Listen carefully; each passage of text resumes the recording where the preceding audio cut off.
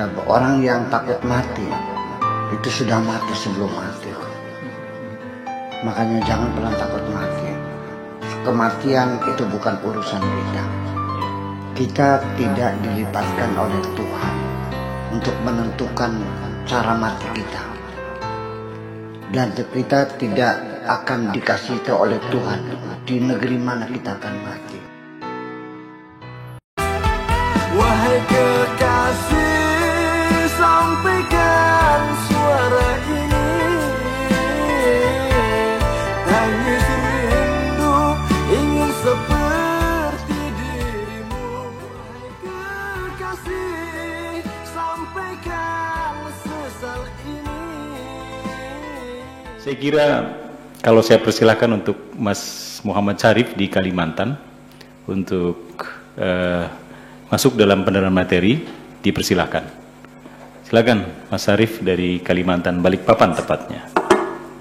Banjarmasin. Assalamualaikum warahmatullahi wabarakatuh. Waalaikumsalam warahmatullahi wabarakatuh. Iya. Yang saya mau perdalam gini Bu ya. Itu kan kalau mendengar perintah Tuhan secara langsung bisa pingsan. Pingsan yang dimaksud itu seperti apa Bu ya? Apakah yang seperti orang koma atau hanya suatu peribahasa Bu ya? Jadi itu saja Bu ya. Terima kasih.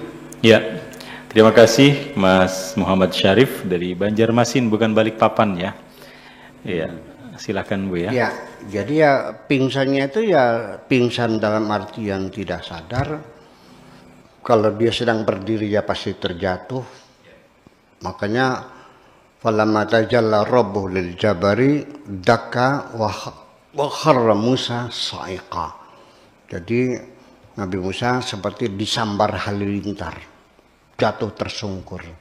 Tapi dia nggak mati, masih hidup dan dia masih sadar, bisa bangkit lagi karena udah kelasnya Nabi Musa bagaimanapun juga. Ya kalau sejenis kita ya mungkin pingsan sampai mati. Ada nggak orang yang melihat sawahnya gagal panen, dia kecewa, pingsan terus mati? Ada nggak? Ada. Udah rumahnya kebakar, begitu melihat dia melihat rumahnya ludes dibakar karena dia lupa bakar sampah di rumah, dia pergi ke pasar. Kesambar angin, nyamber rumahnya, hangus. Pulang pasar rumahnya sudah tinggal jadi abu. Pingsan langsung mati di tempat. Itu banyak kejadiannya. Ya mudah-mudahan Anda nggak sampai mati lah.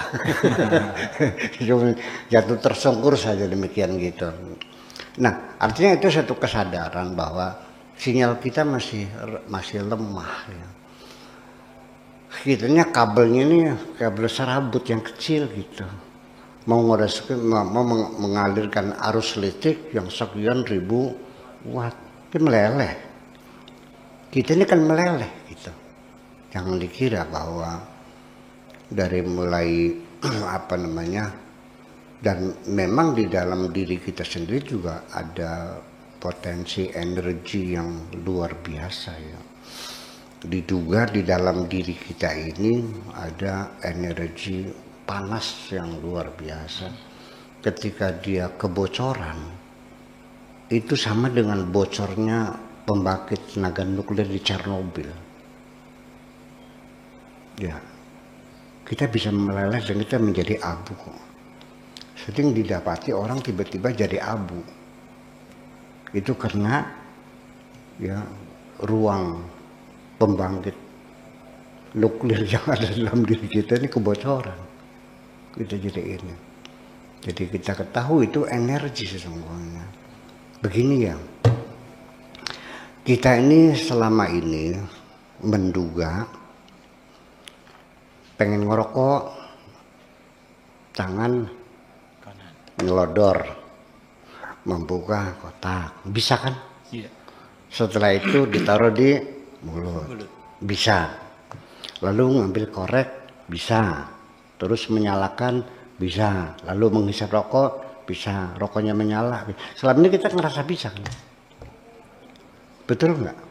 Oke. Jadi artinya bahwa kita merasa bisa. Terjadi suatu ketika bahwa ada orang mengancam saya mau mukul saya dulu. Terus dia kena stroke. Saya datangi teman kok. Saya bilang, katanya kamu mukul saya. Iya, dulu. Silakan kau pukul aku. Nggak bisa. Nggak bisa diangkat tangan stroke. Sok pukul nggak bisa. Dulu bisa nggak? Dulu bisa. Sekarang bisa nggak? Enggak. Jadi kamu aslinya bisa atau tidak? Jadi aslinya kamu itu nggak bisa. Sementara bisa karena dikasih bisa. Seorang supir taksi di Jakarta, penumpangnya buru-buru.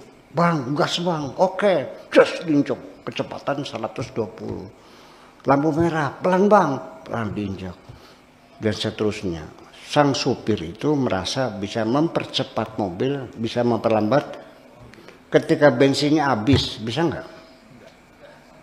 Ketika energi Allah ambil dari dirimu, engkau tidak bisa apa-apa. Dan energi itu disuplai seumur hidup kamu. Matinya kamu adalah ketika Tuhan tidak lagi mensuplai energi. Jadi aslinya mobil bisa jalan nggak? Ya nggak bisa. Bisa karena ada energinya. Maka itulah yang disebut energi Tuhan itu. Yang disebut roh itu adalah itulah energi Tuhan. Makanya wa idza sawaitu wa nafakhtu fihi min ruhi. Itu saja. Oke. Kekasih sampaikan